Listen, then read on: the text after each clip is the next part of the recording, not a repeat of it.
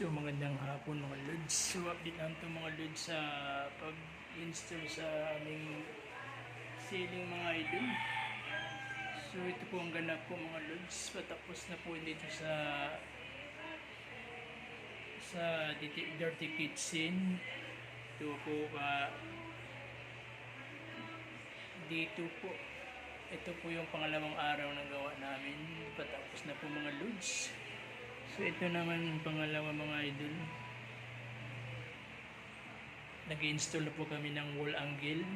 Bukas na po yung metal paring para po sa pagkakabitan sa yan na po ang update ang ganap po idol sa pag-install ng aming ceiling. So maraming salamat na idol. Hanggang dito na po aking video mga idol.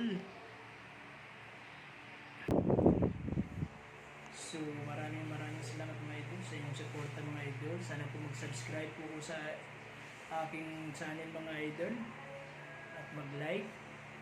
Okay na po ako idol, basta mag-subscribe po kayo mga idol. Maraming salamat mga idol.